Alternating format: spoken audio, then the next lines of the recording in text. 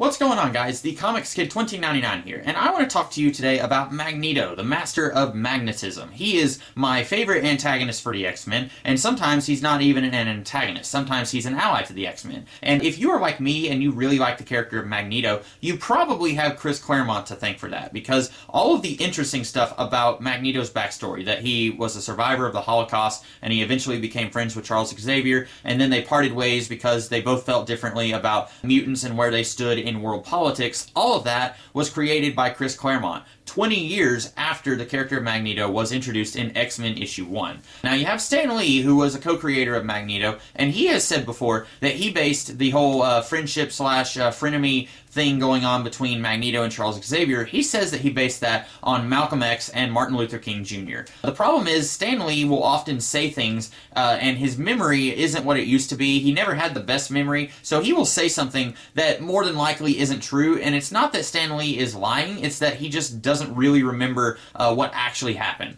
You look at the first 20 years of Magneto, he's not Martin Luther King Jr. or Malcolm X, he's actually Adolf Hitler. Malcolm X, it's important to note, is a guy who, back in the 1960s, he was telling other black people that they needed to fight back when they were oppressed by white people. Anytime a racist would come in and say, okay, I'm going to physically assault this black guy, Malcolm X would say, you need to fight back. Martin Luther King Jr. would say, no, don't fight back. We need to have peaceful protests to try and get ourselves up in the world, to try and attain our civil rights that we deserve. And so that is how they differed from each other. Magneto, in the first 20 years of the X-Men comics, was not about fighting back when you are attacked. He was all about, we're going to take over the world just because we're awesome and human beings suck. There was not a single ounce of Magneto was a victim of human beings and that shaped his worldview. There was none of that in those comics. You look at X-Men issue 1, Magneto takes over a military base and he says, okay, I've taken over. That's step 1 of my master plan to take over the world. And then in later issues, he's talking with Charles Xavier telepathically and he says, I am going to take over the world. Mutants are superior to humans. Why won't you join me? Then we can revel in all of this power.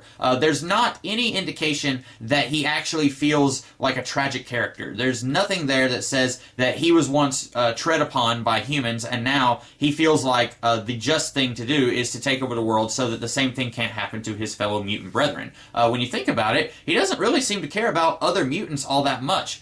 He absolutely despises Toad. He is very physically abusive to Toad. He doesn't really seem to care about the Scarlet Witch or Quicksilver, and this was long before it was revealed that those two were actually his kids. At this point, it's pretty clear that he rescued them just so that they would owe him a favor, so that he could use them kind of as tools in his new Brotherhood of Mutants. He doesn't really care about other mutants. He just cares about himself taking over the world, and he's using mutants are better than humans as his platform to do so. Again, very Hitlerian.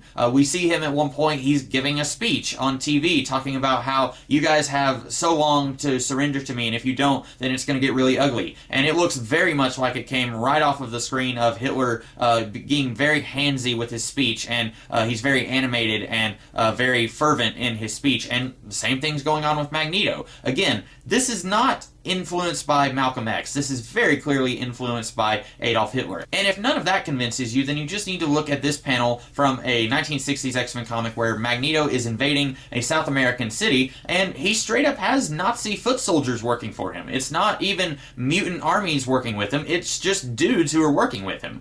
This is very clearly a Hitler-influenced character in the 1960s. By the time he got to the 1970s, he wasn't quite as cartoonishly over the top as he was when Jack Kirby was drawing him, but he was not the fleshed out three-dimensional character that he became in the 1980s. Like I said, it wasn't until 20 years after Magneto was introduced that Chris Claremont said, okay, he was a friend of Charles Xavier, before that he was in the Holocaust, and suddenly all of this character fell right into place. Suddenly he wasn't this evil mustache-twirling bad guy who says, wahaha, I'm going to take over the world. Everything that he had done before fell into a different light. Now, he doesn't like humans because he's been treated like crap by humans. Now, he wants other mutants to feel safe in a world that he never got to feel safe in. Now, his rivalry with Charles Xavier, it no longer feels like he actually hates Charles Xavier like he did in the 1960s. Now, it really does feel like a tragic friendship that has fallen apart because these two cannot reconcile their beliefs with each other.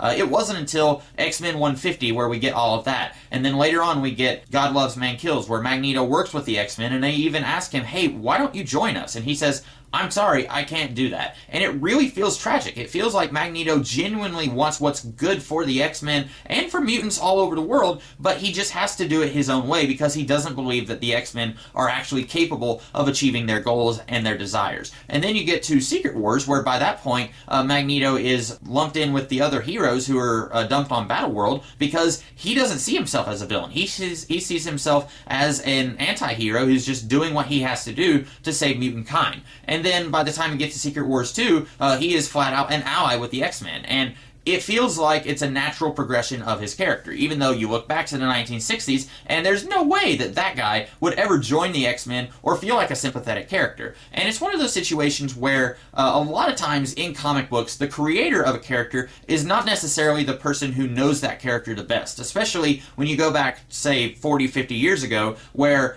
writing and creating comic books was more a job, and it wasn't something that the creators really spent a lot of time thinking about.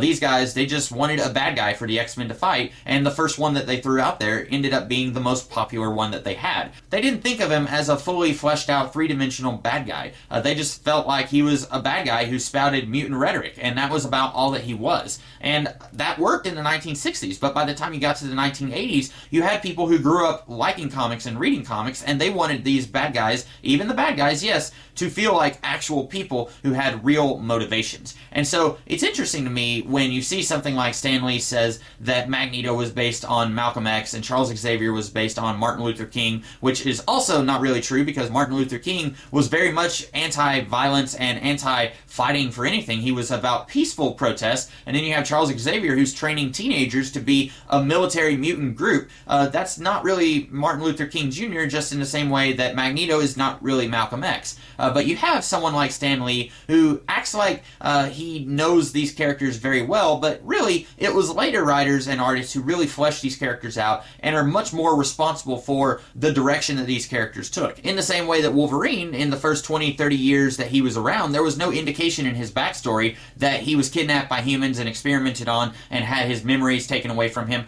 All of that was introduced to his character in the early 90s by people like Barry Windsor Smith and later Larry Hama.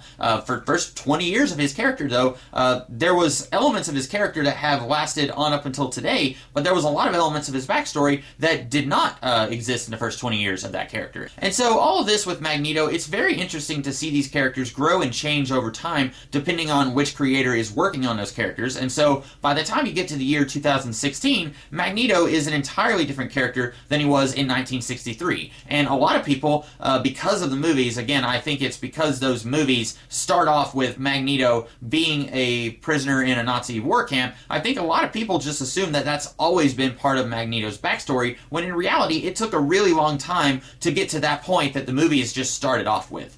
So this was a little bit of a different video than what I usually do. Usually I review X-Men books, but I thought it was worth mentioning, kind of delving into one of my favorite X-Men antagonists, and I hope that you guys enjoyed this video as much as I did. And in the meantime, I will see you guys later in the week with some other videos that are not X-Men related, and I'll see you guys next week with another X-Men video. In the meantime, you guys have a great rest of the day. Catch you later.